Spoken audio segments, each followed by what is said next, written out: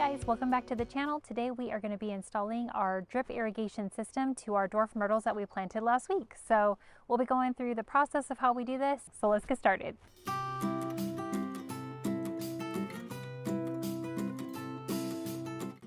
So the reason why I chose the drip system that I did is because one, there's parts available for it. It's easy enough, it's simple enough to understand. It's one emitter per plant.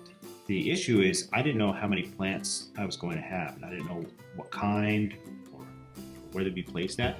So my original goal was just to get irrigation to the beds and then figure out later on whether they were going to be flowers or bushes. When we first decided to redo the backyard, I knew that I wanted to have flowers and bushes, but those have different watering schedules. So throughout the yard, you'll see there's two valves that pop up everywhere. One of them is for flowers and one of them is for bushes. Now, in the current beds that we're working in, we only wanted bushes, so I went ahead and capped the flower valve off.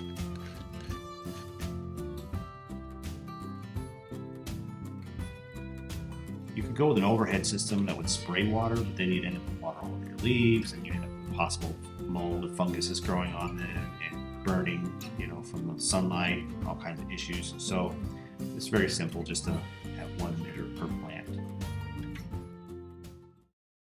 Bushes typically are kind of on the same watering schedule. So it's one of those things where it's like in the summertime, obviously everything needs more water, but flowers tend to need a lot of water versus a bush.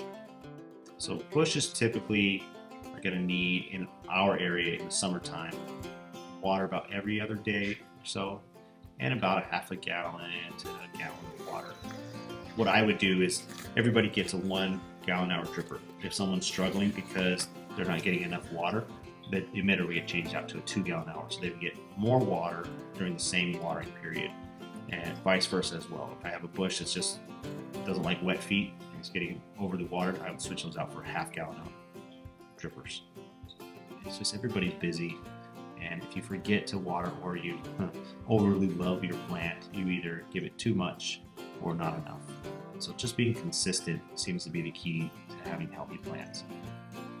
The way we did it, we're using a ratio system to control it as a braze. It gives us smart home capability.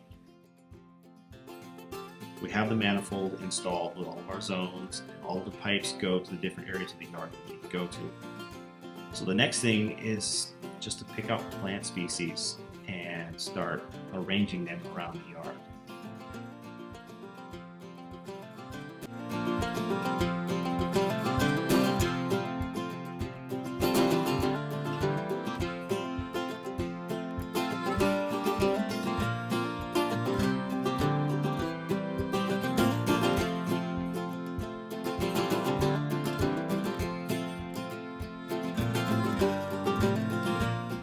Well everyone, that does it for our video today, and I hope that you learned a little bit about drip irrigation systems, but also that you have a better understanding of why we chose a drip irrigation system for our dwarf myrtle plants.